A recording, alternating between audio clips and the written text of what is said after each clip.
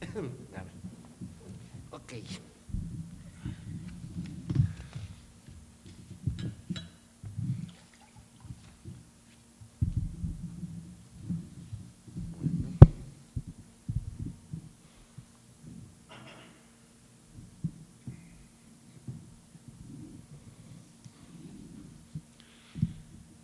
Pues, yo creo que ya.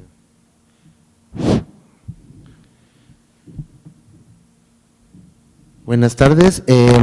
Pues vamos a dar inicio a la conferencia del día de hoy del área de África, del Centro de Estudios de Asia y África, cuyo título tiene Somalia, los tres círculos de conflicto, y que va a ser impartido por el doctor Alejandro Bendaña. El doctor Bendaña es nicaragüense, doctor en Historia por la Universidad de Harvard, trabajó con las Naciones Unidas entre 2005 y 2012 como encargado del programa sobre Estado de Derecho y Seguridad en Somalia para el Programa de Naciones para el Desarrollo, fundador del Centro de Estudios Internacionales en Managua y autor de diversas publicaciones en el campo de Relaciones Internacionales y Ciencias Sociales.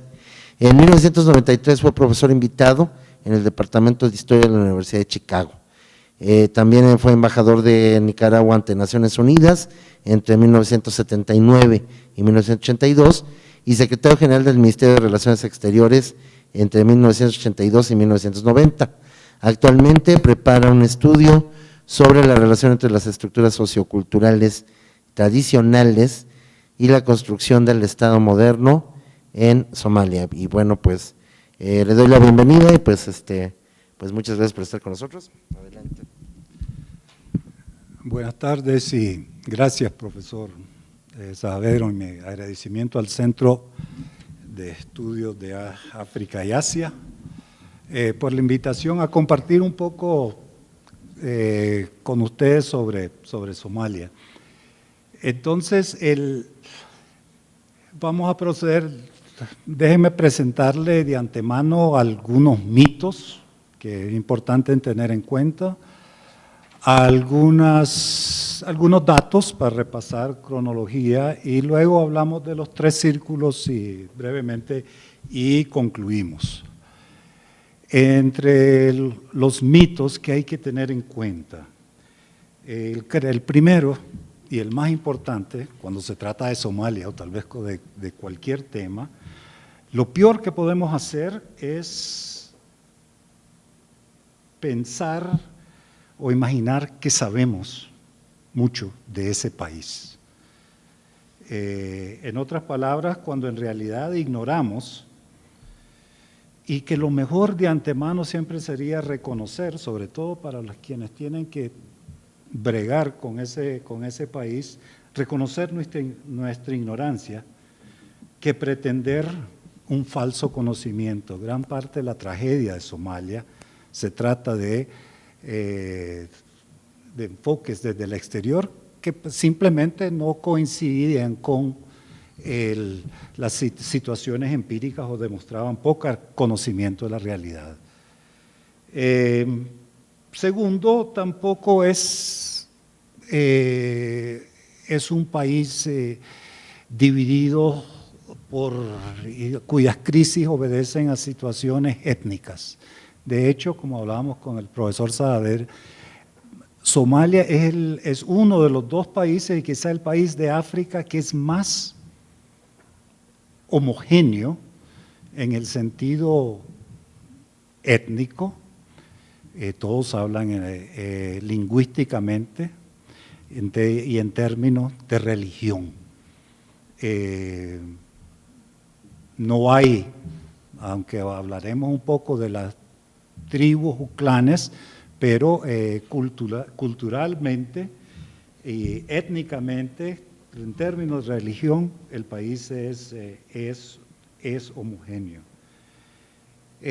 Tampoco, como mito, es inconveniente estar pensando, y así se presenta mucho Somalia, como el ejemplo par excellence del Estado fracasado. Ahí no hay ni sociedad fracasada, que sería la interpretación étnica, que todo es problema derivado de problemas internos tribales, de un mito que se extiende a África, pero tampoco es el mito de que no hay estabilidad simplemente porque no hay Estado. El Estado central, y que no es lo mismo que gobernabilidad, dejó de funcionar en 1991. Luego repasamos. Desde hace 2 décadas o más, el gobierno está, el país carece de un gobierno efectivo. Lo que ha llevado a muchos analistas a decir, bueno, el problema de Somalia es el problema de un Estado fallido. Y en esos índices que aparecen por ahí, Somalia siempre es el país número 1, Estado fracasado, Estado fallido. Uno podría ponerse a pensar que para que sea un Estado fallido presupone que existía un Estado, pero si no existe, ¿cómo puede ser un Estado fallido? Que no hay, es el Estado. Entonces es importante tener esos elementos en mente. Repasemos brevemente geografía, ahí la tienen, con disculpas a los especialistas. Mapa que está un poco mutilado, pero es el propio cuerno de África, ahí eso se extiende un poco más hacia el norte con el Golfo de Adén y un poco más al sur hasta topar con la frontera con Kenia. Disculpen el tijeretazo.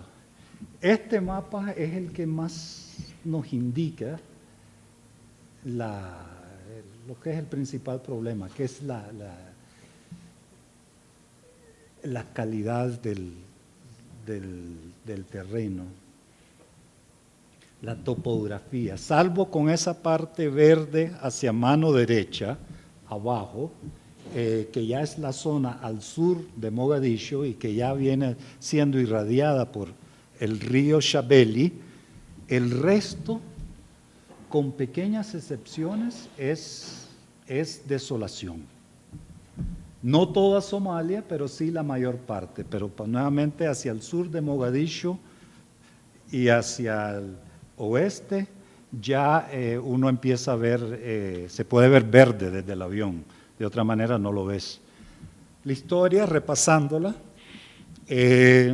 previo al 1839 habían administraciones sobre la costa del Imperio Turco, nadie se interesaba, hasta 1839 al 86, que sea la colonización tanto de Inglaterra, interesada principalmente en los puertos al norte de Adén para su línea que pasaba por el que le conectaba con la India, luego les indico en el mapa, e Italia, que ya de manera tardía inició su colonización. Así que hay en 1960 se da la independencia tanto de Italia como de Inglaterra. Inglaterra cede para que se pudiera formar la primera república de Somalia. Dilató 6 años, se inicia una dictadura militar conocido bajo de Siad Barre, que logra existir 20 años. Entonces Somalia sí tuvo gobierno, ese gobierno sí quiso extenderse tuvo presencia en casi todas las regiones,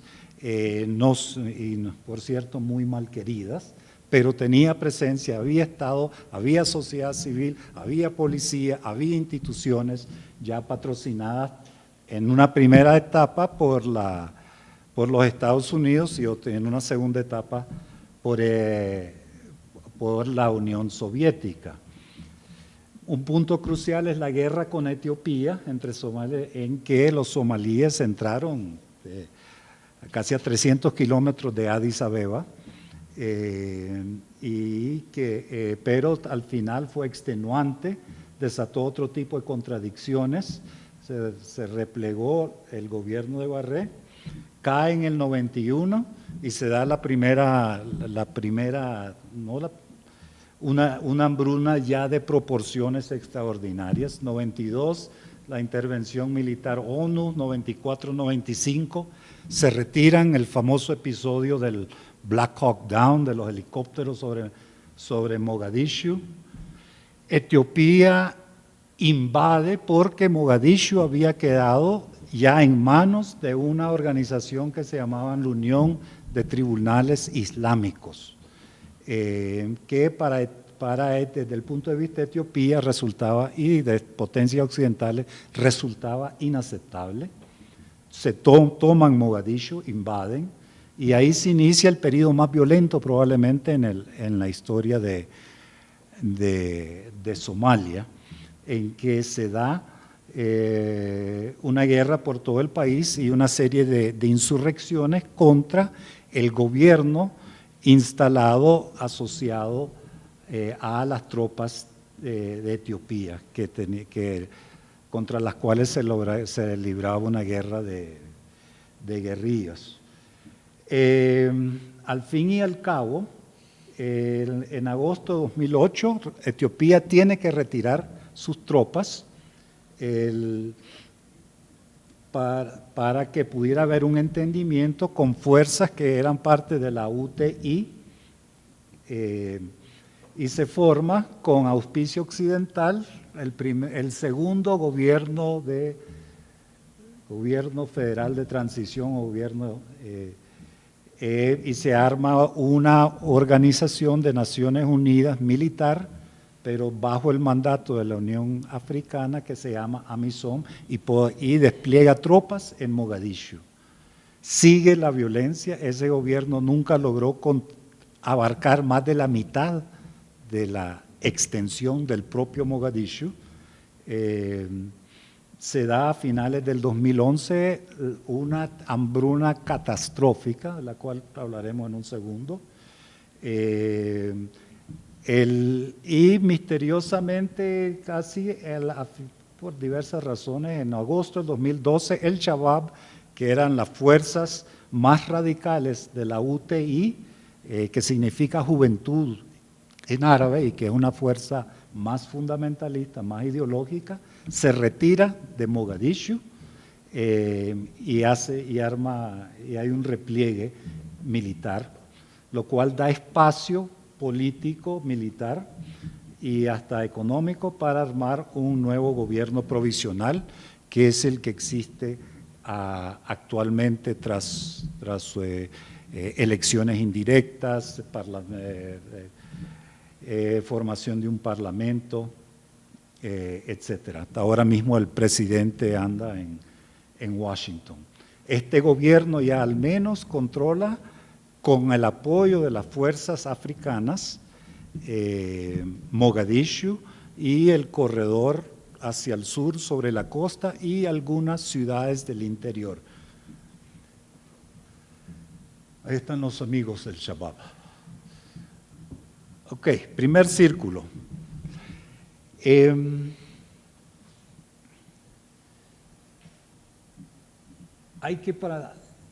punto de partida y el punto de llegada es el de la pobreza extrema.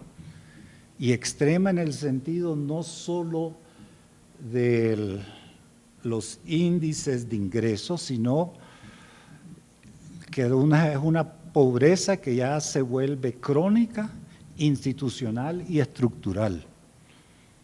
Es decir,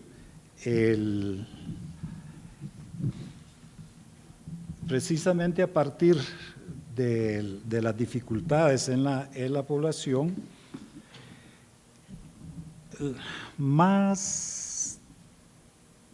la mayoría de la población vive bajo el nivel de extrema pobreza, a como lo catalogara el gobierno, el Banco Mundial. De 7.5 millones de somalíes, al menos 2.4 sobreviven gracias a la alimentación, a la ayuda humanitaria externa. Si eso termina, se interrumpe, simplemente a como pasó durante la hambruna y donde no pudo, a diferencia de Haití, por ejemplo, llegar las misiones internacionales, simplemente murieron alrededor de 300.000 personas y nadie sabe ni cuántos. Uno en cada cuatro niños en el sur de Somalia, en el norte es un poco mejor, padece de malnutrición aguda. La población y la economía es eminentemente pastoral, nómada, principalmente dependen de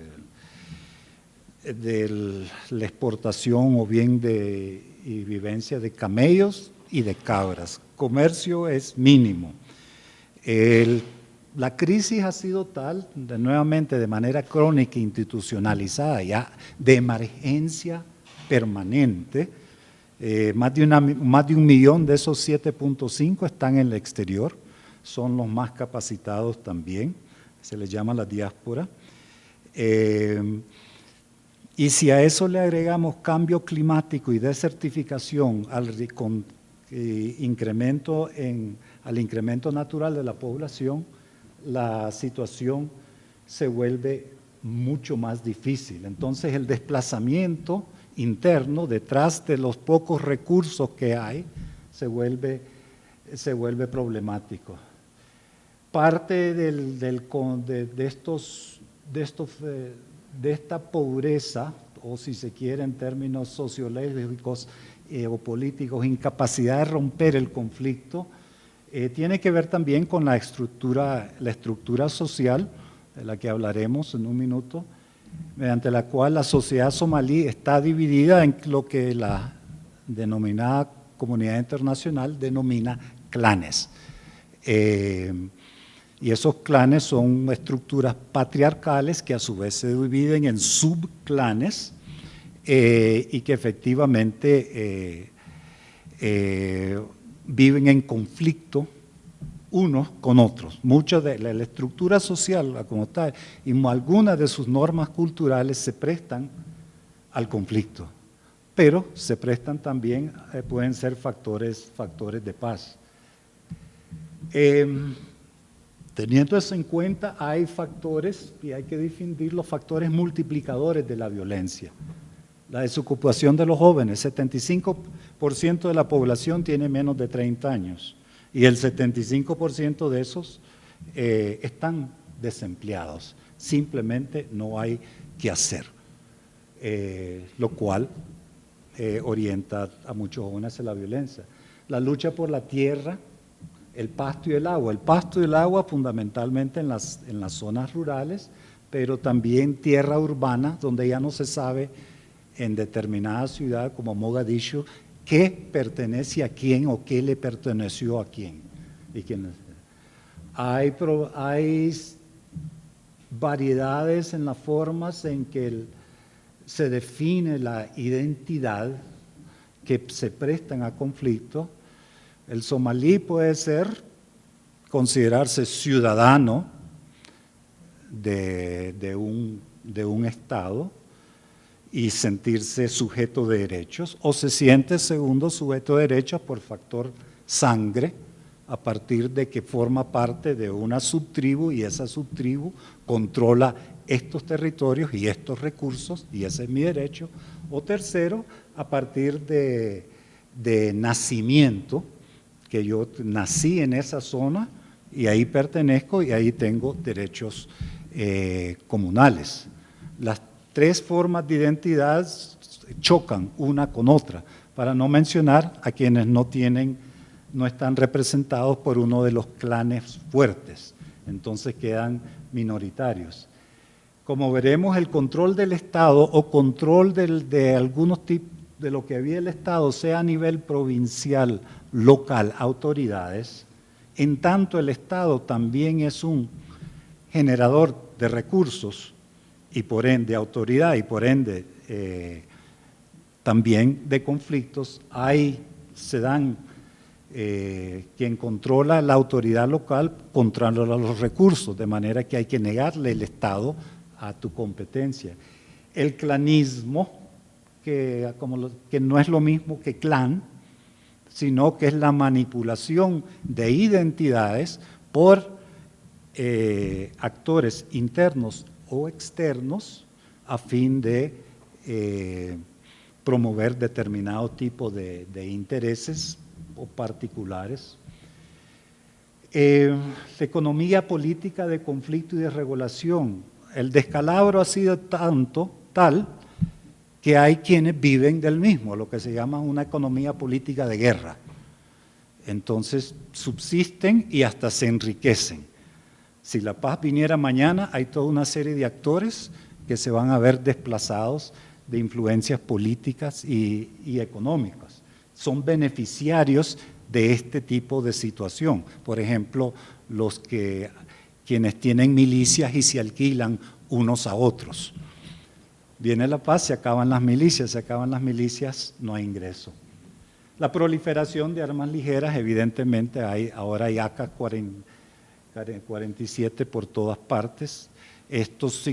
Las armas en sí probablemente no son un causante de conflicto, pero sí magnifican en términos humanos y territoriales el daño que se hace y cobran mucho más impacto. Y la presencia militar extranjera que, como supieron los etiopíes y a veces todavía vemos con las tropas africanas, si hay algo que va a unir a muchos somalíes es estar en resistencia a fuerzas militares externas y principalmente y especialmente de Etiopía, que lo ven como el país o la potencia cristiana que quiere venir a colonizar a una Somalia islámica.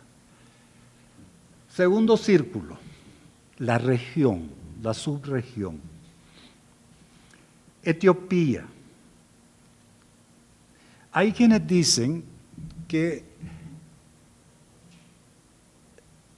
a Etiopía lucha precisamente contra la aparición o la estructuración de un gobierno nacional central en Somalia, según esta tesis, precisamente porque el último gobierno nacional tenía reclamos sobre el territorio etiopí, cualquier gobierno va a buscar cómo recuperar esa tierra. Para explicarles un poco, por ejemplo, la bandera de Somalia tiene 5 estrellas. Una se refiere al territorio que actualmente tiene, pero las otras se refieren a tierras que muchos consideran, no todos, pero muchos, hay un irredentismo. Djibouti, por ejemplo, que fue colonia francés, era parte de la Gran Somalia, pero ahora es independiente, aunque étnicamente son más o menos iguales. Etiopía, la región quinta, este país, todo ese inciso que ven allá está fundamentalmente poblado por la etnia somalí y de las tribus Ogaden. Eso fue un regalo de los ingleses a Etiopía a expensas de Somalia. Entonces tenemos ese irredentismo que afecta, que significa que Etiopía y el gobierno, y ahí hay consenso entre los diferentes sectores del gobierno de Etiopía, que tienen que tener una presencia política, y algunos dirían hasta militar, en Somalia. De hecho, a lo largo de todas esas fronteras, todos sabemos que hay tropas etiopíes del lado de la frontera, del lado etiopía de la frontera, y parte de la política de Etiopía ha sido de crear zonas de influencia a fin de resguardar lo que ellos sienten es indispensable para resguardar su seguridad. Actualmente hay unas 2.500 tropas etiopíes en territorio de Somalia, pero no en la capital, pero en Baidoa, que queda un poco hacia el norte, ahí están las tropas etiopíes sin mandato legal alguno. Eritrea, Somalia sufrió las consecuencias del conflicto, la guerra entre Etiopía y Eritrea. Es decir, en tanto que Etiopía estaba metida en Somalia, la respuesta de Eritrea, según los especialistas, ha sido de prestarle apoyo a las fuerzas anti-etiopíes. Entonces, ahí, en tanto no se resuelve un poco lo de Etiopía y Eritrea, difícilmente podrá haber paz y estabilidad en Somalia. A lo de Etiopía hay que agregarle el factor no solo de clan, pero sino que hay toda esa región que vimos ahí, del Ogadén, hay un frente de liberación ogadení y están los Oromo. Esas tribus tienen presencia étnica dentro de la misma Somalia. Entonces hay una suspicacia de que desde Somalia se puede estar apoyando un esfuerzo contrainsurgente. Y si no se está apoyando, hay que impedir que se le apoye. Kenia entra al conflicto a finales del 2011. Ya, ¿cuál es el interés de Kenia? Primero, son tres. Factor turismo. Si el norte de Kenia es uno de los lugares más cotizados por el turismo, pero también ha sido azotado por las fuerzas del Shabab, hubieron secuestros en algo. Muchos de los magnates en Kenia plantean, mientras no podamos resguardar totalmente nuestra frontera, las noticias que salen del conflicto pueden afectar la industria del turismo.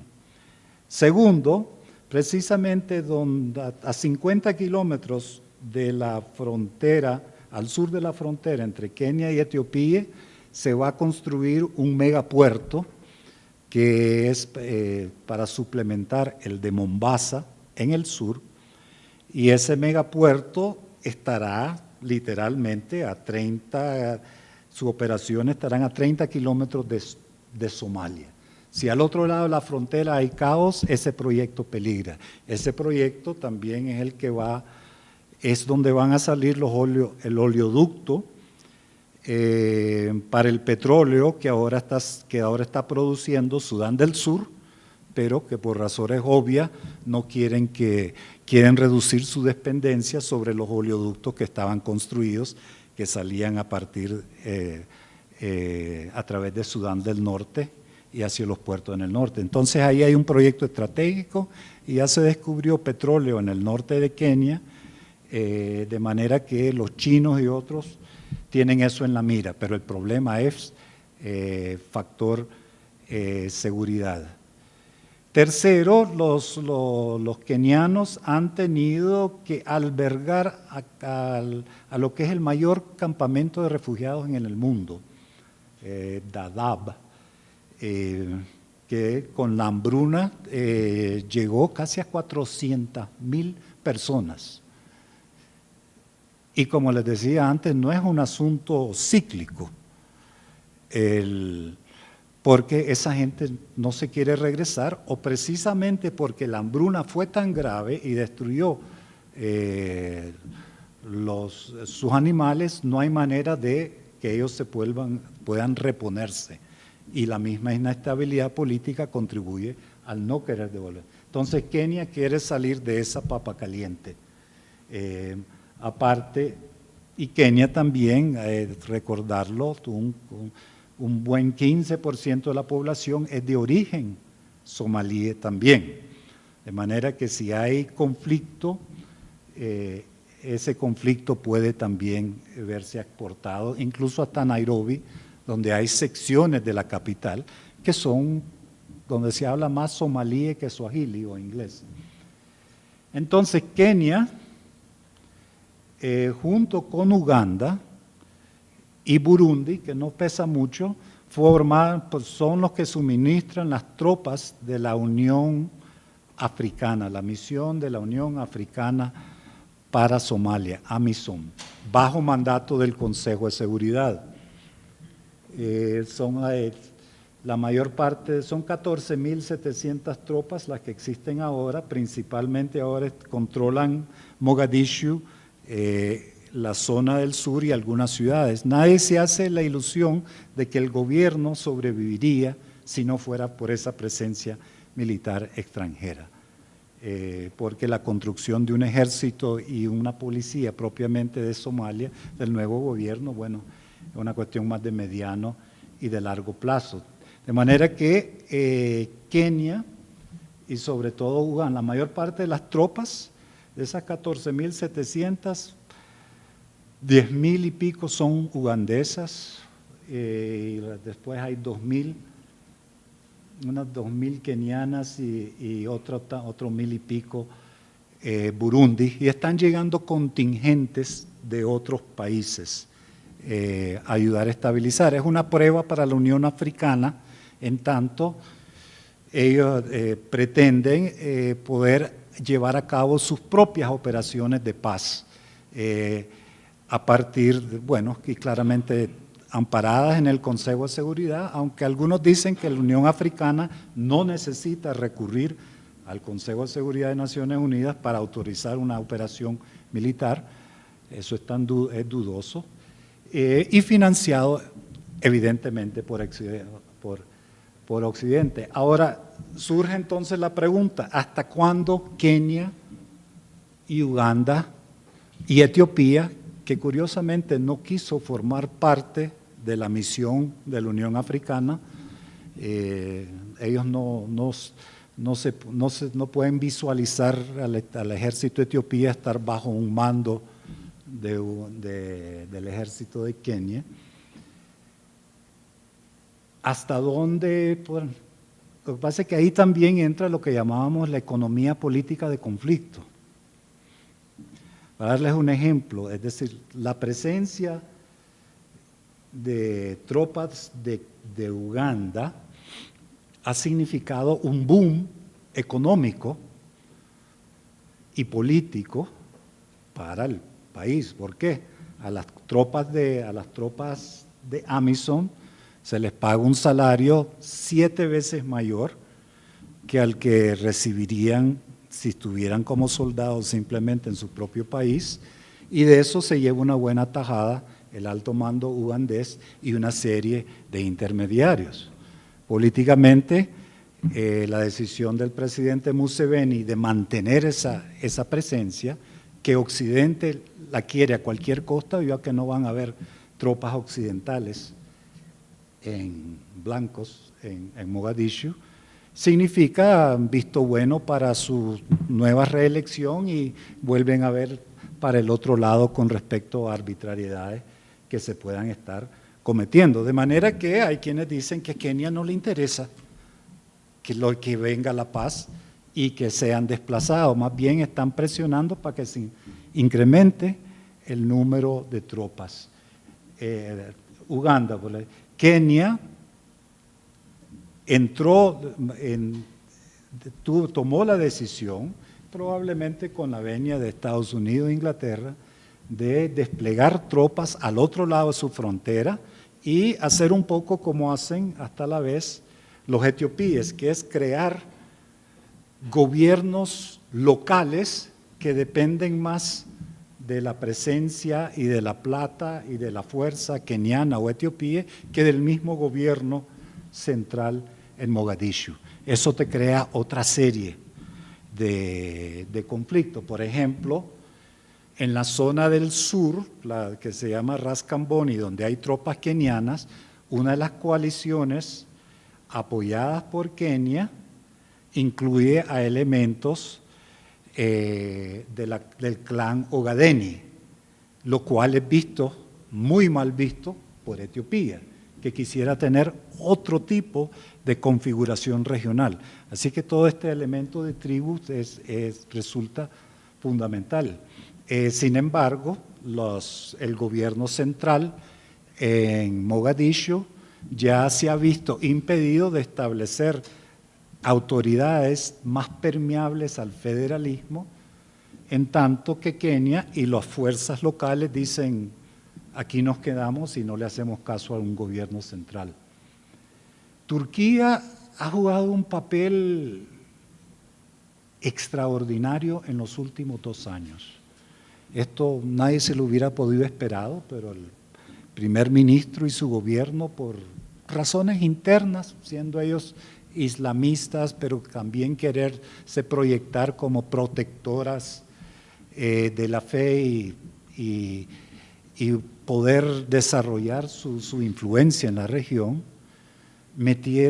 han invertido millones en ayuda humanitaria, ayuda para infraestructura, hospitales, edificios, burocracia, entrenamiento de policía, ONGs de Turquía, y el gobierno están haciendo un papel bastante preponderante. Ahora Turquía es miembro de la OTAN, pero sus esfuerzos no están coordinados por Naciones Unidas, que es donde el Occidente dice que todo debiera estar debajo del paraguas de la ONU.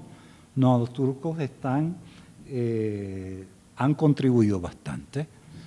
Con decirles que el año pasado, cuando ningún jefe de misión o ministro de país occidental se atrevía a ir a Mogadiscio personalmente, a partir del conflicto cotidiano y la inseguridad, el primer ministro, el ministro de Relaciones Interiores de Turquía y sus familias tomaron el avión y aterrizaron en Mogadiscio, hicieron un tour de la ciudad y firmaron una serie de acuerdos. Y a partir de eso, la Turkish Airlines es la única que llega regularmente como línea aérea comercial a Mogadiscio. De manera que es una nueva potencia en el lugar y no está claro hasta hacia dónde apuntan sus ambiciones. A veces dicen que los turcos son muy ingenuos o que simplemente van a apostar a X clan y a X líder y apoyarlo hasta el final, lo cual puede ser desastroso. Qatar juega un papel importante. Qatar se ha vuelto sede de reuniones y conspiraciones intraárabes, pero también intrasomalí. Qatar, bueno, es como decía el senador Kerry, que va a ser secretario de Estado, Qatar el día lunes jura su fidelidad a la política exterior de los Estados Unidos, pero el día martes está enviándole plata a Hamas y los días miércoles a los islamitas somalíes. Ellos se proyectan en esa zona como se proyectaron incisivamente en Libia, como para derrocar a Gaddafi, pero se quedaron también. Y como manejan mucha plata, muchos candidatos a la presidencia requieren de financiamiento, bueno, para hacer su propaganda indirecta. Y Qatar es una fuente de plata. Entonces juega y no juega estrictamente dentro del canon occidental, sin por eso decir que es una fuerza fundamentalista, porque son más pragmáticos el otro. El fundamentalismo islámico, en primer lugar, antes de 2007 no era gran cosa. Es decir, durante todo ese periodo de Somalia sin gobierno, Los sauditas, fundaciones privadas, religiosas, venían metiendo platas, escuelas, madrazas, construyendo mezquitas, pero también introduciendo elementos wahhabi. La cultura islámica somalí propia es muy pragmática, verdaderamente no comulga con Sharia, con esa determinada versión extremista de Sharia. Ellos interpretan Sharia a su manera, pero eso vino cambiando. Si uno iba a Somalia en 1995-96, casi no veías las mujeres con todo el andamiaje negro. Ahora ya lo ves bastante, y no solo en el sur, sino también en el norte. Ese segmento, ya llamémosle yihadi, no emerge sino hasta con fuerza, sino hasta o en materia militar hasta 2007, y eso es a partir fundamentalmente de la invasión de Etiopía. Miembros jóvenes de la diáspora y miembros de la diáspora sintieron que su país estaba siendo ocupado y había que librar la guerra santa contra la potencia etiopí. Esto llevó a fortalecer ese segmento que hoy conocemos como Al-Shabaab. Y dentro de Al-Shabaab pues sí hay elementos yihadistas, y ellos mismos también se proclamaron miembros de Al-Qaeda, que no significa que Bin Laden los reconoció, porque en los papeles que se descubrieron cuando mataron a Bin Laden había una especie de quejas que son muy paralelas a las que hace Estados Unidos e Inglaterra con respecto a Somalia. Son unos indisciplinados, no hacen caso, hacen lo que quieren y no están sujetos a ningún tipo de disciplina de Al-Qaeda central, lo cual es básicamente cierto. Tercer y último círculo, ya el mundo externo. Para decir 4 palabras sobre esto, es decir, las intervenciones de las potencias, estamos hablando de las occidentales y de las ONU y en alguna medida la Unión Africana. ¿Cuáles los 3 tipos de presencias? Hay una humanitaria de desarrollo. Básicamente, a partir de la emergencia crónica, Somalia requiere asistencia humanitaria, el Programa Mundial de Alimentos, etcétera, etcétera, etcétera, las ONGs, de manera permanente, y hay también esfuerzos del PNUD de tratar de construir alguna institucionalidad, sobre todo en el sur, y tomando como punto de referencia esfuerzos que han logrado cuajar algo en Puntland, pero sobre todo en Somalilandia, que es la parte noroccidental que incluso se proclamó independiente, donde han habido elecciones, donde hay partidos políticos, pero no hay reconocimiento internacional. Está la intervención a nivel de gobernabilidad. Desde el exterior, ¿qué se va a hacer? Construir la paz es lo mismo que construir el Estado. ¿Cómo se pueden llevar a cabo mediaciones para entablar culturas de diálogo y de tolerancia y para que la construcción del Estado deje de ser factor de conflicto y se vuelva factor de convivencia, algo que nunca se ha hecho en la historia. Y tercero está, que es otra intervención que se cruza con las anteriores, que es la antiinsurgencia, la guerra al terrorismo. En tanto que Al-Shabaab se es considerada parte o filial de Al-Qaeda, que al igual que en Mali, entonces hay guerra declarada por parte de Estados Unidos, no directamente, pero sí, como vieron la semana pasada, operaciones de inteligencia, presencia indirecta y operaciones de dron.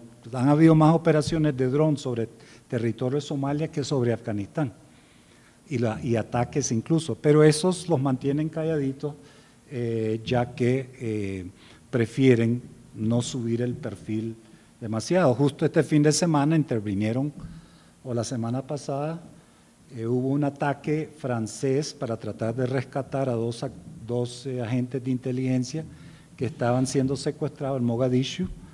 Murieron los dos, pero luego Obama tuvo que decir el fin de semana pasado que se trataba, que los Estados Unidos también había prestado apoyo indirecto técnico. Lo mismo que están diciendo con respecto a Mali. ¿Qué significa esto? Que las tres formas de intervención, si no son manejadas adecuadamente, volviendo a lo de los mitos y el caveat, pueden ser factores, y han sido a veces factores de desestabilización. Quienes reciben ayuda ahí están los poderes fácticos. Para que el Programa Mundial de Alimentos pueda entregar alimentos, tiene que pagar a una serie de retenes, contratistas, operaciones privadas. Estos, a su vez, tienen sus propias guerras y conflictos y forman parte de la economía política del conflicto.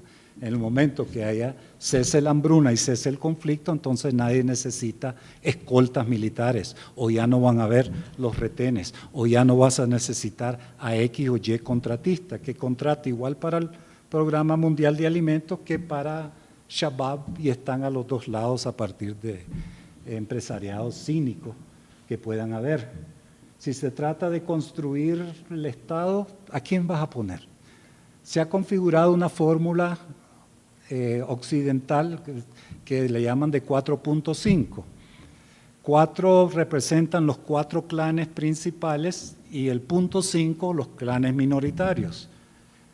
Y el nuevo gobierno se dispuso, tenía que seguir esa formulación.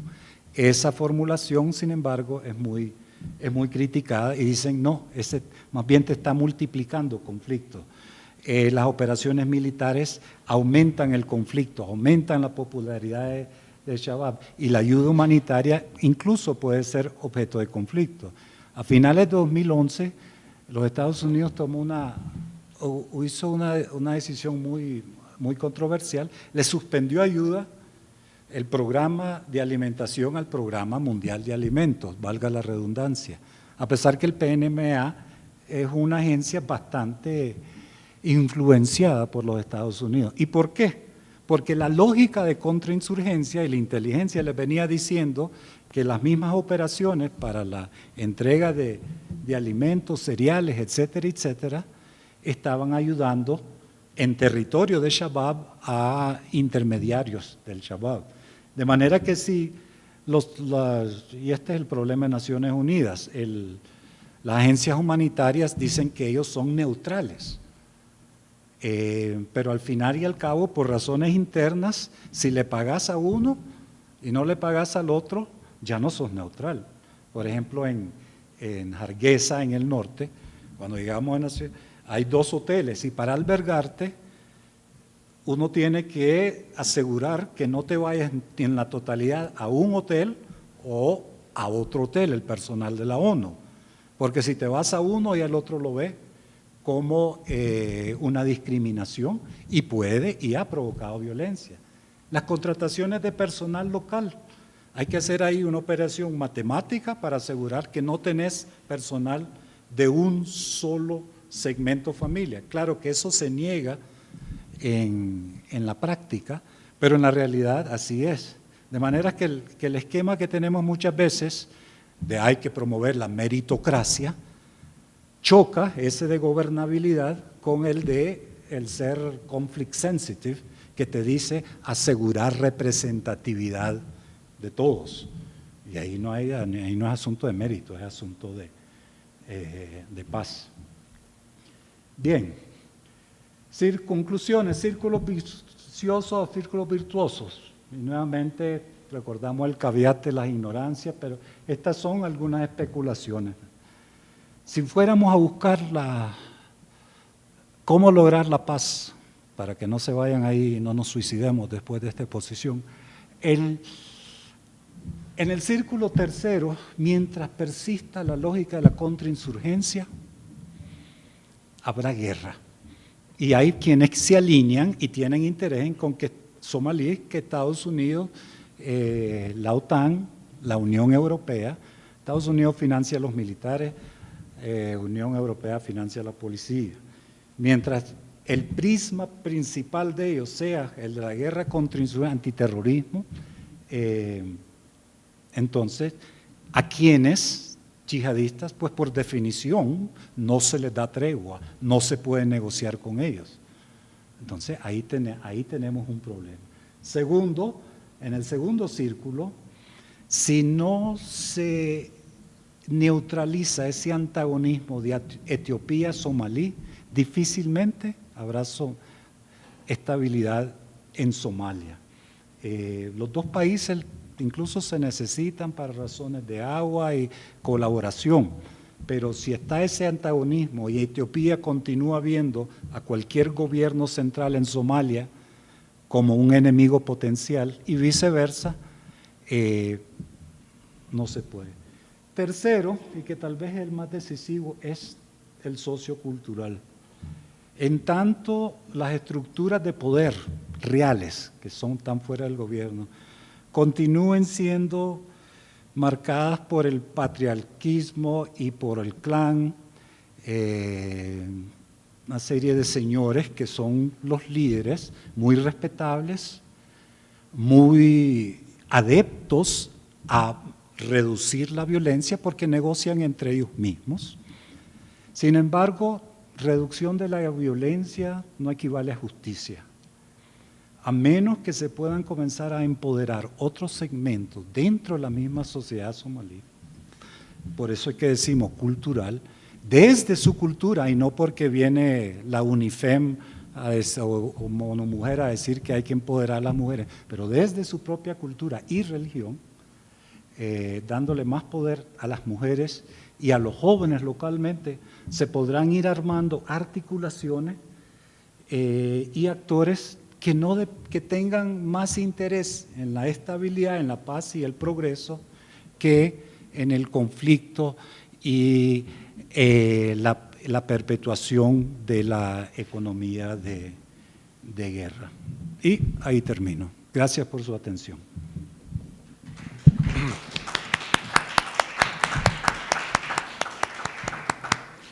Pues muchas gracias.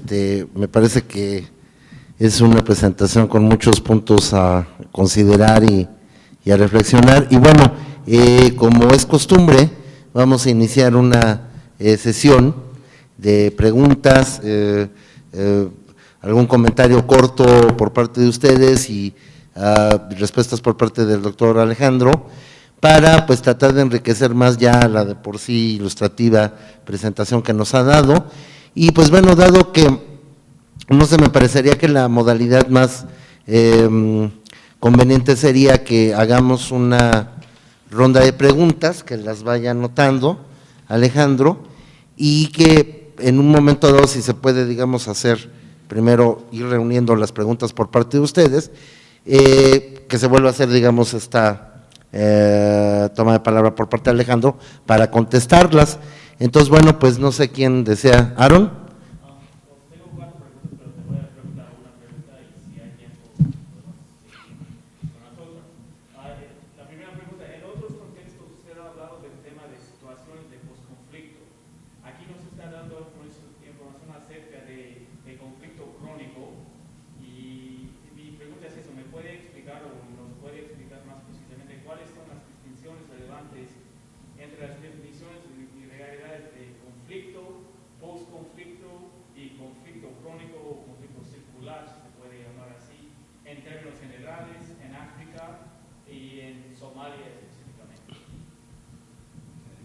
Okay.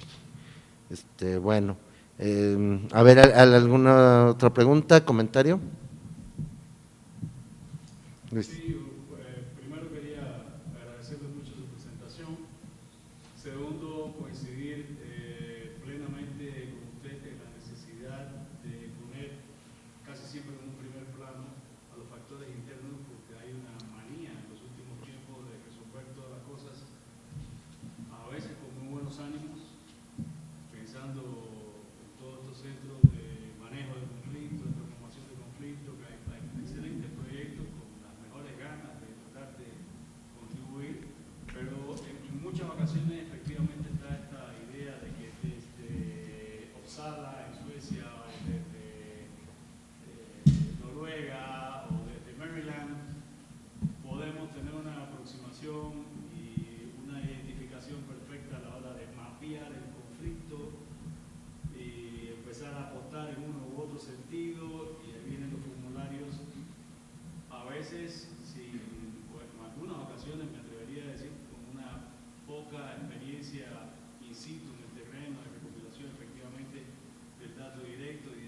cooperación, para ya no hablar de los solucionadores de conflictos que se han buscado en eso un empleo y se presenta en cuanto changarro internacional exista, y ahí van a ofrecer sus buenos oficios, independientemente de sea sudeste asiático o cualquier conflicto, cualquier parte del mundo, porque todo se traduce en A, B más C por D, y búscame quién es el spoiler, y ya con eso se resolvió el problema, y en un par de horas lo tenemos. Entonces, no es algo superficial, es algo tremendamente importante que afecta, creo yo, porque uno tiene que arrancar desde la filosofía de esto que se ha llamado conflict management o resolution o transformation, o como rayos se llama.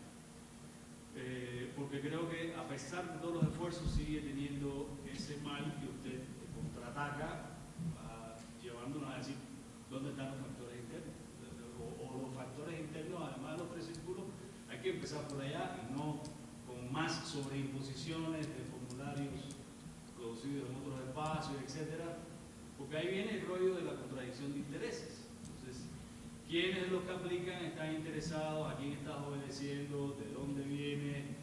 ¿Cuál es la tajada particular, parcial que quieres sacar tú de ese conflicto? ¿O por qué no te interesa meterte en ese y en otro sí?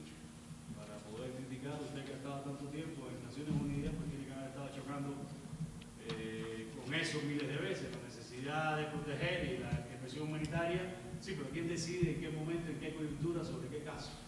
Porque hay otros casos que uno añoraría que hubiera participación internacional y no la hay. Sin embargo, en otros que es cuestionable, pues entonces sí la hay. Entonces, bueno, ya paro la bronca filosófica, pero me parece tremendamente importante a la hora de abordar un tema como este.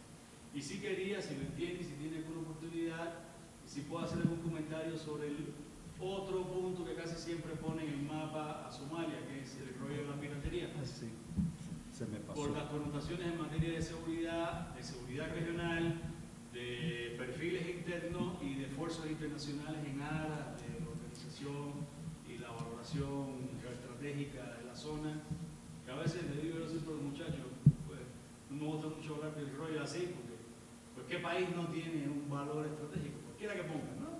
Si es Somalia, lo tiene. Si es Mali, lo tiene. Si es Haití, lo tiene.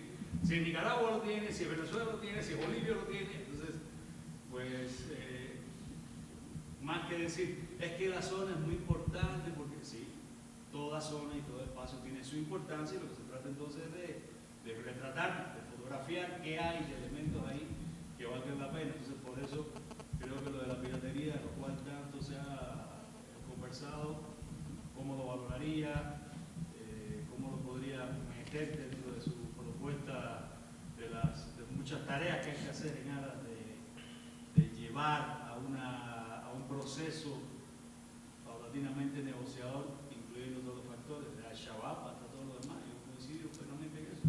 No puedes nada más que por mucha repulsa que provoque determinadas acciones de determinados grupos, la solución no puede ser, en algunos puntos, a lo mejor en algunos momentos, puede aplicarse lo militar, pero hay otras muchas ocasiones en las cuales tienes que recurrir a cuál es el espacio de medir efectivamente la fuerza, a cuáles son sus aspiraciones más legítimas, cuál parte de la agenda es negociable, en vez de ponerlo todo en blanco y negro, que lo que facilita entonces es el no entendimiento, o hablar en términos de conflictos permanentes sin ninguna posibilidad de acercarse a él.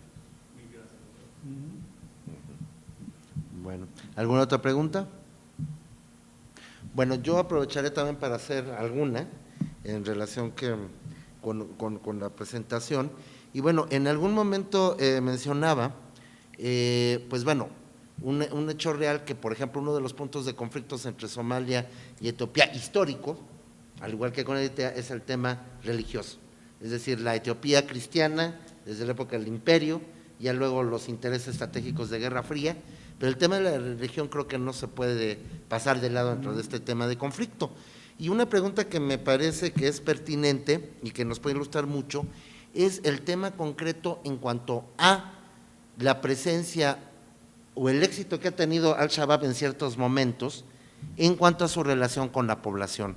Mencionaba en algún momento el tema de cómo aparentemente en años anteriores a la agudización del conflicto, la presencia de Al-Shabaab aparentemente era más relajada o más flexible esta visión del Islam tradicional. Lo que pasa en algunas regiones de África, que hay un Islam como un poquito más laxo que en otras regiones de Medio Oriente o del mundo árabe. Y en realidad lo interesante sería pensar, bueno, ¿qué sucede en el contexto religioso? También hay que recordar que en el caso de Somalia hay una tradición muy fuerte de sufismo. De hecho, varias de las escuelas sufis más importantes de África subsahariana vienen de Somalia. Y a mí me parecería que en un inicio sonaría un poquito, digamos, como un punto de conflicto el fundamentalismo que debe tener Al-Shabaab en relación con el sufismo de la región y cómo la población acepta o rechaza esto. Porque también hay gente que digamos, también hay gente que ha escrito sobre que no toda la población somalí apoya al Shabab, al contrario, que les parece excesivo ciertas de las normas que han implementado, ¿no? Por ejemplo, la prohibición de consumir cat, que es un producto que se consume en toda la región del Cuerno de África, y cierto tipo de prohibiciones que creo que la población somalí no estaba tan acostumbrada. Entonces, ¿hasta qué punto el elemento de la presencia de Al-Shabaab influye como un conflicto religioso entre su ideario político y la población? Y bueno, no sé si alguien más quiera unirse a esta ronda, o si pues contestamos ahora lo que viene, y a ver si alguien más se anima ahora que cabe, y bueno, le dejo la palabra otra vez. Cómo no, profesor, con gusto.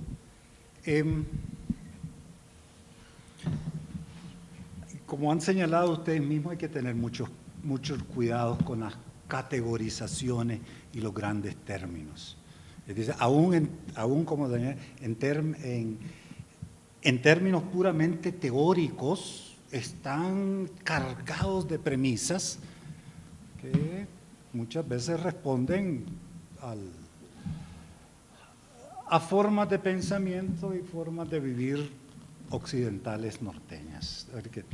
Post-conflicto, en mi opinión, eso no existe. Toda sociedad en todo momento vive de conflicto, y el conflicto puede ser impulsor de progreso o de destrucción. John Paul Lederach, etcétera, etcétera. De manera que la verdadera reflexión alrededor del término es que si el conflicto puede ser violento o cívico. Y si promovemos que lo violento se vuelva, pues no lo hemos vuelto, a eso sí queremos. Pero post-conflicto lo hay en toda sociedad, en todo momento. Entonces el término no nos ayuda en ese sentido. Posguerra, mira, vengo de Nicaragua. En 1990 supuestamente terminó la guerra, pero hasta el 99 hubieron 20 movilizaciones y desmovilizaciones armadas. ¿En qué momento terminó la guerra? Es decir, habrán, y sobre todo en un país como Somalia, como será el caso en Colombia, van a haber bolsos de violencia, en tanto que pueda haber tal vez una macropolítica mayor de paz, pero entonces posguerra nos ayuda, posviolencia también, y después, y como señalaban ustedes también, lo que pasa es que se desató, y nosotros los centroamericanos lo desatamos, una industria de reconstrucción posguerra a partir del 90, la inauguramos en Nicaragua. Ahora que se terminó la guerra y ya no hay guerra fría porque se acabó la URSS, todo es reconciliación. ¿Se acuerdan? Se hablaba de conflictos regionales, ¿sí? Entonces, a reconciliarse todo el mundo, Nicaragua, El Salvador, Guatemala, pero luego vino Mozambique, que Camboya, etcétera, etcétera. Bueno, y ahí eso estuvo acompañado por una teorización y sobre todo por una entrada al campo por parte de los organismos multilaterales. Las Naciones Unidas nunca se hubiera metido antes del 90 a observar una elección, ahora es parte de su mandato. O el Banco Mundial, que dicen no ser político, pero tienen toda una industria ahora de post-conflicto y sobre violencia. De manera que a los conflictos hay que desagregarlos y sin excluir el conflicto de género y el conflicto generacional. Si quieren, tal vez es más fácil, reduzcámoslos todos a poder y a las luchas por el poder a nivel nacional, a nivel de género, a nivel de las localidades, que es bien interesante, y a nivel geoestratégico, etcétera. Creo que así, bueno, ¿quién es quién? Bueno, y como decías tú, el spoiler es el que tiene un interés propio. Por ejemplo, Italia, por las razones coloniales, quiere trazar una diplomacia propia, lo cual vuelve loco a los ingleses y a los americanos y a la ONU. Y para ellos es, apoyamos a hasta el final y todo debiera estar enfocado en ese sentido. Pero también los spoilers, porque no, cuando vamos a tratar de construir un Estado, inmediatamente bueno, habrá un sector en el poder y habrá una loyal opposition. No, eso no va a existir en Somalia. O estás en el Estado o no estás. Y si no estás, por referencia histórica, ese Estado lo van a ocupar contra vos, contra tu gente, contra tus intereses. Entonces, inmediatamente se plantean una contraviolencia, lo cual no significa que no podemos pensar y actuar a todos los niveles a manera de construcción de paz. Y sin romantizarlo demasiado, buscar la construcción de paz a nivel local, porque si uno estudia más Somalia, nos vamos a dar cuenta que no es cierto que todo el país está en guerra y que hay áreas que no están ni en guerra, pero tampoco en paz, y que han generado sus propios mecanismos de solución de conflictos, no necesariamente justicia, que es otra cosa, y más o menos. Ahora, ¿saben cuál ha sido el problema ahí? Que a la hora de tratar de decir, bueno, esto se puede proyectar a nivel internacional, a nivel nacional, fracasa porque vienen los intereses externos. Puede ser o Etiopía o puede ser Médicos Sin Fronteras, que directa o indirectamente, consciente o inconscientemente apoyaron al uno y el uno se le fue arriba al otro y ya tenés un conflicto donde había estabilidad. En 1999 había un pueblito, se llama Sako, en el sur de Somalia, y se desató un conflicto violento entre dos subclanes. ¿Y saben qué fue lo que le suscitó? La decisión de una agencia de Naciones Unidas que trabajaba ahí de hacer sus cambios de moneda con determinado señor y pasárselo a otro. Fue una competencia, recursos igual poder, igual influencia. Y entonces nosotros mismos como actores externos somos. Naciones Unidas, alguien lo describió como un pulpo sin cerebro. Hay varias Naciones Unidas. Están los humanitarios, el ACNUR, el PMA, UNICEF de su medida,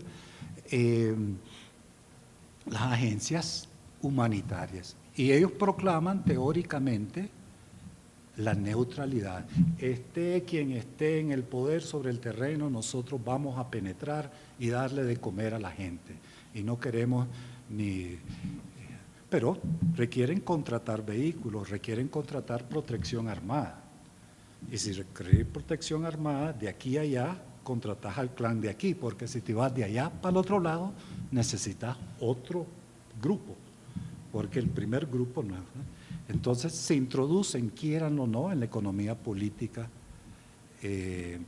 del conflicto. Y como les dije, algunas algunos especialistas dicen, bueno, el Consejo Council on Foreign Relations, un especialista, gran parte de las víctimas de la hambruna se debió a la decisión de Estados Unidos por una disposición interna del Tesoro de que no se le podía apoyar a ningún programa cuyos recursos devenientes del Tesoro podían caer en manos de determinados grupos tildados, clasificados como terroristas.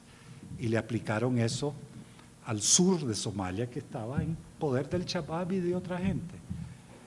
A los 2 meses vino la hambruna y no había manera, porque vos necesitas un aparataje en el país para asegurar tu distribución. Los habían cerrado todo. Claro que uno de los errores que cometió Shabab también fue correr a los occidentales, de manera que se dieron la mano de la agencia porque todos andaban, bueno, diversas razones, pero no los querían ver porque decían que no eran neutrales, que estaban aquí o estaban allá. Y mira, para un organismo de desarrollo como PNUD se vive, y lo vivimos nosotros, una dicotomía. Los organismos de Naciones Unidas están sujetos a la autoridad del Consejo de Seguridad. El Consejo de Seguridad, ya dominado por las grandes potencias, si ustedes leen sus resoluciones sobre Somalia, son virtuales declaraciones de guerra contra el Shabab y luz verde total a las fuerzas africanas. Entonces, ese es el criterio de seguridad, y ha sido el caso desde el septiembre 11, predomina sobre todos los otros. Se refleja en las resoluciones del Consejo. Y ahí se hace derecho, se crea legalidad. Pero lo humanitario o el desarrollo, si tenemos que hablar con autoridades locales que están fuera del mandato del gobierno oficialmente reconocido, se vuelve una contradicción. Y si el gobierno legalmente reconocido es corrupto de pie a cabeza, estamos obligados a trabajar con él, o las ONGs. Entonces, esas son partes de las contradicciones del mismo poder, pero no nos vayamos largo también, porque aún dentro de la comunidad liberal, y es algo para que piensen, ¿están a favor o no de ¿cómo se lee? El responsibility to protect, responsabilidad de proteger, que los humanitarios defienden a ultranza, para que no vuelva a ocurrir una Ruanda, bla, bla, bla, bla. ¿Vas a mandar tropas? Hay un artículo en Política Exterior de este mes y te explica cómo, así comenzó Musón, para darle de comer necesitamos humanitarios, pero para proteger humanitarios hay que enviar tropas. Entonces, la responsabilidad de proteger significa violentar el derecho internacional o significa un nuevo derecho. Tenemos derecho a intervenir porque hay quienes han argumentado que si todos se hubieran ido de Somalia, todas las fuerzas externas, se hubiera llegado a un tipo de estabilidad. Y que más bien fuimos agravantes, pero ni modo, tal vez no se puede, no es algo que se pueda cambiar. Esto tiene que ver mucho con lo de la piratería. Se declaró que era un elemento de interés estratégico. Ahí todos están, en la flota esa que patrulla ahora, no es solamente la OTAN, pero ahí están los chinos y los japoneses y todos los otros. ¿Qué decir? Bueno, en 2011, 2010, hubieron como 47 asaltos exitosos. Ya en 2011 y 2012 no han habido más que 6, pero te representa una industria que algunos calculan de $80 millones, de los cuales si 8 llegan a Somalia, como tal, es mucho, porque la mayor parte son compañías de seguro, intermediarios en Dubái, en Nairobi, en Londres, que forman parte de este negocio del secuestro, aunque algo se retribuye, pero eso también es una manera de sobrevivencia para algunas comunidades costeras. Y visto cultural y históricamente, ¿sabes lo que te dicen muchos somalíes? Esos piratas que ven ahí, esa es nuestra fuerza naval. Ellos nos representan a nosotros. ¿Y por qué? Porque desde hace 2 décadas esos barcos pesqueros han acabado con la pesca tradicional. Segundo, porque Somalia ha sido sus costas de campos de desechos químicos que simplemente tiraron, y que la industria pesquera nacional fue destruida. Entonces, estamos recatando soberanía. Pero hay que tener eso en cuenta. El factor religión, tienes mucha razón. Ahora, Etiopía, la potencia cristiana, pero 40% de Etiopía son islámicos. Pero que es el verdadero problema, porque pueden tener una afiliación con grupos de poder independientes o clanes en la misma Somalia, por ejemplo en el área de Ogaden. El sufismo es importante. De hecho, la primera oposición armada interna al Shabab se fue incongruentemente parte de los sufíes. Al-Sunna o al-Jama'a fue un frente militar y efectivo que se levantó de sufía contra al-Shabab, porque al-Shabab un poco se puso a andar desecrando tumbas de profetas sufí. Para el sufí la tumba es un lugar de veneración, pero para los otros musulmanes no. Entonces ellos anduvieron desecrando y les cayó mal el negocio, y siendo pacifistas agarraron las armas, lo cual no es difícil para ningún somalí. Al-Shabaab, estatus actual, bueno, pues, el único tiempo en que Mogadishu estuvo alguna estabilidad previo al 2011 fue cuando la Unión de Cortes Islámicas controló la ciudad. Con milicias semi-religiosas había orden, había mercado, había transporte, había tranquilidad, había hasta su especie de policía y de tribunales islámicos. Sin embargo, por desconocimiento, como decíamos al principio, Estados Unidos y otros le dieron la luz verde, Etiopía, vayan a sacar a esos radicales de ahí. Ahora lo sabemos por los documentos. ¿Y saben cuál fue la ironía? Que uno de los jefes del Tribunal Islámico fue luego reconocido por Estados Unidos como presidente de Somalia, Sheikh Sharif, que es un sheikh islámico que ayudó a echar a los etíopes. Situación actual del Shabab. Shabab ha perdido fuentes de ingreso muy importantes. Parte del negocio era que desde el puerto de Niscayo sacar, y esto es criminal casi, millones de dólares en carbón exportados a los países del Golfo. Sacos y sacos y sacos. Somalia se está quedando desfoliada completamente, porque son los arbustos que están arrancando. Bueno, pero eso representaba una entrada de 6-8 millones de dólares. Ahora que las tropas ocuparon Kismayo, eso se cortó. Segundo, el factor religioso. Los somalíes no comulgan con el fundamentalismo, no creen en eso, andar cortándoles nada.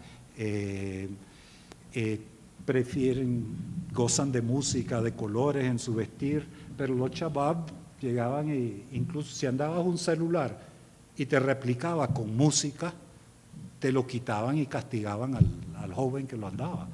Que si estabas viendo un juego de fútbol, y a todos los somalíes les encanta, tiraban una granada porque eso era pecado. Y eso simplemente cayó gordo, igual que tratar de erradicar el CAT, como decíamos, que es un vicio tristísimo, un narcótico que la mayor parte de los somalíes, hombres, lo usan en la mañana y a las 2 de la tarde ya se van, ya no pueden trabajar. Entonces han perdido eso, han perdido cuadros, los yihadistas se han ido yendo, pero perseguidos por los Estados Unidos, y el número de personal se ha reducido, pero siguen siendo una fuerza. Y como usted apuntaba, una fuerza que la mayor parte de la gente no sabe ni quién es o quién fue Osama Bin Laden. Son somalíes, son chavalos, como decimos nosotros, de varios clanes. Es por supuesto que debieran de entrar en un plan de negociación interna, porque son un poder local y más bien lo buscan, convivencia.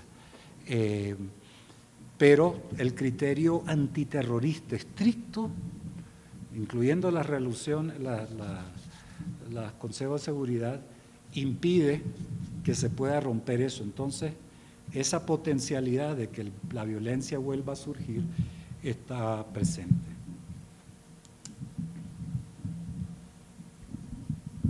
Bueno, no sé si hubiera alguna otra pregunta. A ver, ¿alguien más?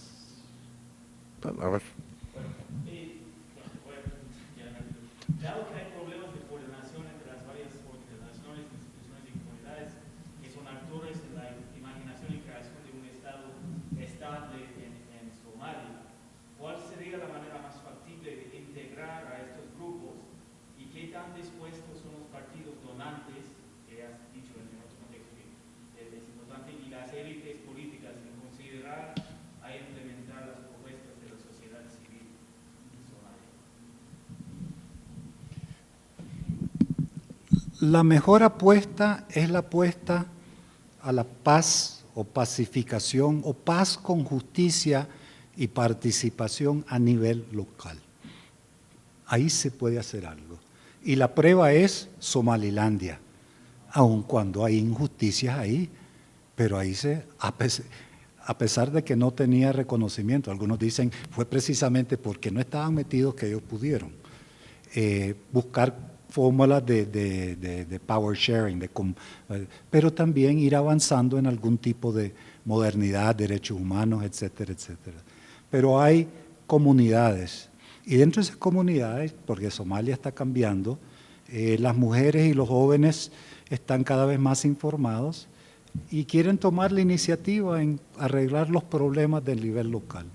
Tenemos evidencia concreta de que esto funciona. Pero, para mí como en la Agencia de Desarrollo, veías eso y por un lado no lo podías ignorar, pero por otro lado no se trataba de tirarles un poco de dinero, porque eso te echaba a pique todo el esfuerzo. Sino tiene que haber una calibración, miren, no, está bien, y respeto, pero si entro ahí con otro criterio, entonces la pregunta del millón viene a ser que si la suma de paz locales te lleva a una paz nacional. Y ahí está el detalle, como decía uno de sus paisanos. Puede ser que sí, el que llamaban el building block approach, pum, pum, y Mogadiscio por último, que es el más conflictivo. Sin embargo, siempre va esta tensión entre gobierno que quiere ser central, aunque se llame federal, y los gobiernos que quieren ser locales. Esto es manejable, pero tiene que haber una coherencia en la asistencia externa para que no se contradiga entre sí misma.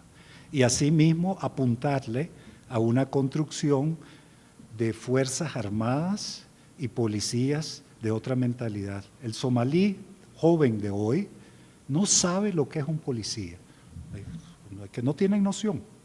Y los que tenían noción pensaban que eran mercenarios. Pero la construcción de la policía, tal vez a nivel local, pero que no se te vuelva milicia tampoco. Calibraje.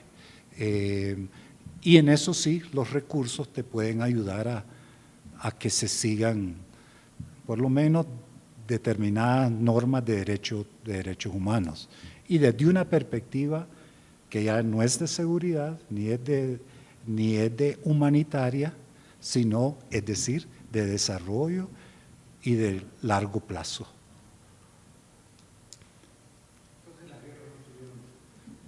¿Cómo?